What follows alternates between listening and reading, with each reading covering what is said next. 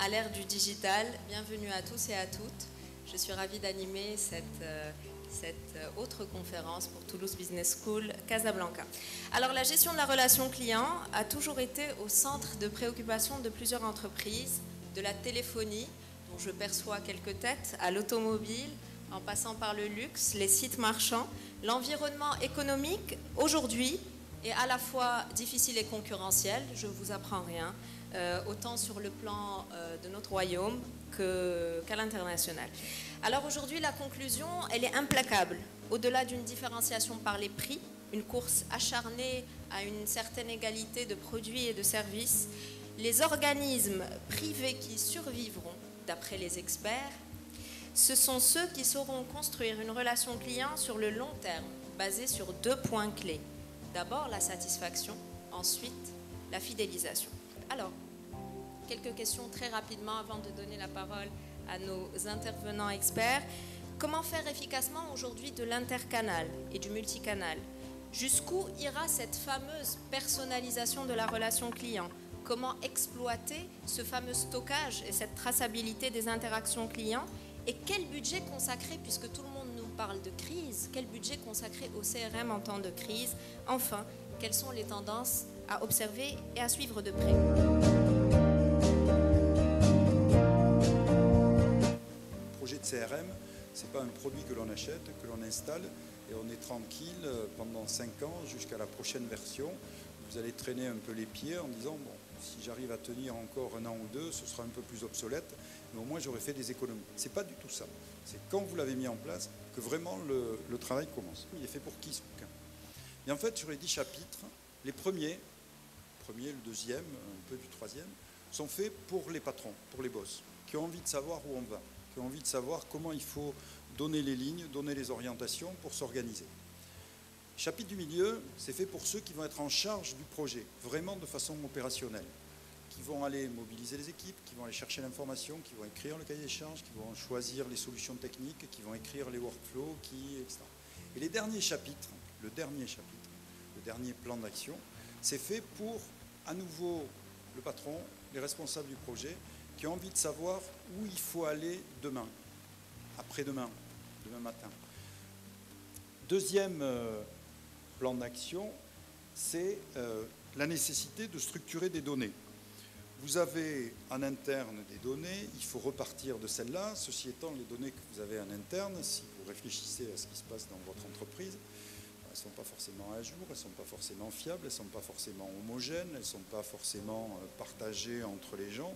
Donc vous n'allez pas pouvoir les reprendre en l'état et il va falloir gérer toutes ces sources hétérogènes. Donc en tous les cas, se lancer dans un projet de restructuration de données sans partir avec l'idée qu'il faut absolument sécuriser la chose, c'est une erreur stratégique majeure pour une entreprise. Étape suivante, donc il est en production, vous avez intégré les gens dans votre process, et bien maintenant ces données, il va falloir, elles sont toutes dans la même base de données, il va falloir d'une part les qualifier. Elles ne sont pas toutes utiles, donc il faut arriver à faire du tri parmi cette masse de données que vous avez au départ et qui va grandir. Donc il faut d'une part les qualifier, trouver la façon de les qualifier, et il faut aussi les enrichir. À chaque fois que vous allez lancer une opération sur votre base de données, réglementation oblige, vous allez perdre des contacts. Il y a des gens qui vont se désabonner, Donc ça veut dire que dans toutes les opérations que vous lancez, en parallèle, il faut compléter par une opération qui va enrichir votre base de données. Et l'utilisation logique, naturelle, normale du CRM, c'est pour le marketing et pour le commercial.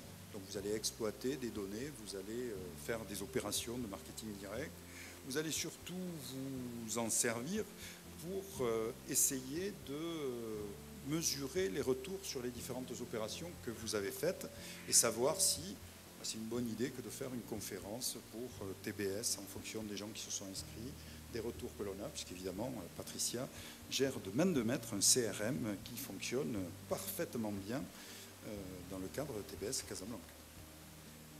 Le CRM, c'est tout un tas de données que l'on peut analyser, que l'on peut exploiter pour la partie business intelligence. Et c'est là que ça devient intéressant. C'est tout le reporting à valeur ajoutée qu'on peut faire à partir de ces données qui sont accumulées. Si vous arrivez à me prévoir des modèles de comportement client, si vous arrivez à me prévoir des modèles sur les prochaines campagnes de com que je peux lancer, des informations sur le lancement des produits, c'est là qu'il y aura la vraie valeur ajoutée de mon CRM. Et puis, le dernier chapitre, donc, où on va voir le staff de l'entreprise revenir, c'est préparer l'avenir. Qu'est-ce qui va se passer? Inévitablement, big data, web social, etc., etc. On va retrouver ça. Alors, la critique la plus souvent faite par les entreprises, c'est « ça prend du temps ». Ben ouais, ça prend du temps. Ceci étant, à méditer, un petit proverbe canadien, un hommage à Stéphane Rochard, son pays d'attache. Il était une fois un bûcheron qui avait tellement de travail qu'il n'avait pas le temps d'aiguiser sa hache. Voilà. Réfléchissez à ça. Dites-vous que votre entreprise n'a pas de temps à consacrer à la mise en œuvre d'un vrai CRM, parce que c'est vrai que vous allez y passer du temps. Vous n'allez pas y perdre du temps, vous allez y passer du temps. Le social CRM, qu'est-ce que c'est? C'est la gestion de la relation client sur le web ouvert.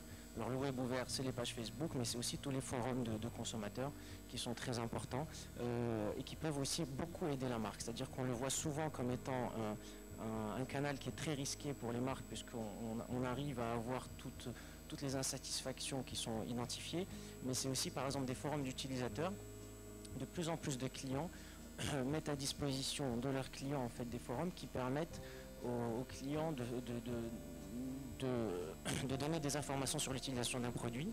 Et du coup, les clients de nos clients n'ont plus besoin de nous appeler, mais vont directement consulter en fait ces bases de connaissances, qui sont des bases de connaissances qui sont très dynamiques, très à jour, et qui vont avoir des informations qui peuvent être très précieuses.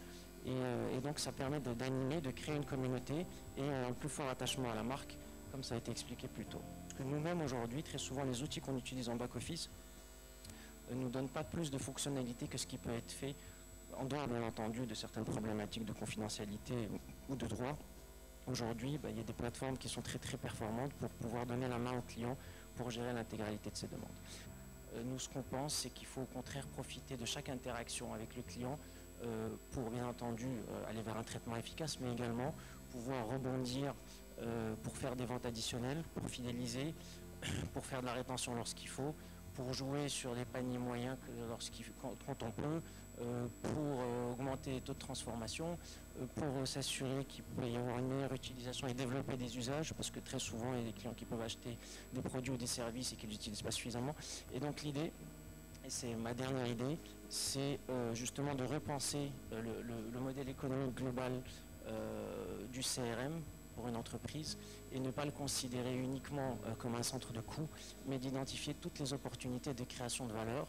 Et ça, on le fait avec un mapping très précis des différents types de clients et des différents types de flux qu'il va y avoir, parce qu'il y a des flux qui vont avoir très peu de valeur ajoutée et d'autres qui peuvent être des occasions extraordinaires pour vendre, fidéliser et retenir.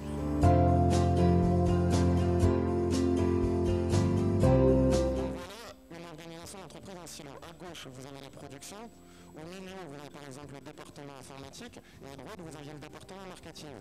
En général, les directeurs discutent entre eux. Maintenant, sur une problématique donnée, une petite problématique d'un client très pointu, est-ce qu'il y avait une circulation de l'information entre les ressources? En général, non. La plupart du temps, on ne savait même pas où était le centre de production. Réellement, pour aller parler aux gens de l'IT, c'est hors de question. Les piliers du CRM digital. Comment maintenant, donc on a dit un certain nombre de problèmes, un certain nombre de points qu'on a envie de mettre en place, qu'est-ce qu'on va devoir mettre en place réellement pour avoir ça. Donc on a vu que le CRM efficace doit être omnicanal, donc c'est le nouveau mot du multicanal, c'est pour faire plus gros, plus moderne et plus cher naturellement, et aussi transcanal, c'est-à-dire qu'il doit y avoir, comme on a vu tout à l'heure aussi, à travers ici, il doit y avoir une transversalité permanente dans chaque démarche. On n'adresse pas un canal par un canal. Le cycle de vie de la relation client schématise un peu, désolé s'il y a des professeurs ou théoriciens, c'était pour tirer un petit peu le trait. Mais donc on a ce qu'on appelle un entonnoir de conversion. On a des leads qui entrent.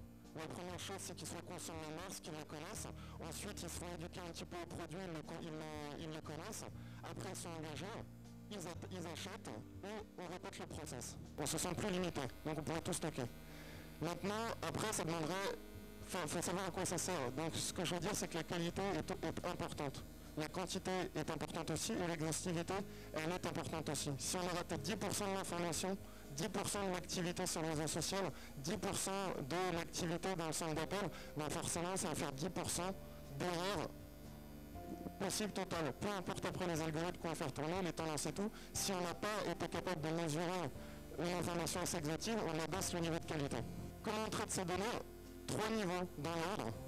D'abord, on a des fonctions qui réalisent des opérations basées sur des cas définis. Donc c'est simple. Si il s'est passé ça, on réalise ça. C'est automatisé. C'est les workflows, etc., etc. À un moment, il peut y avoir une interaction humaine et c'est fini.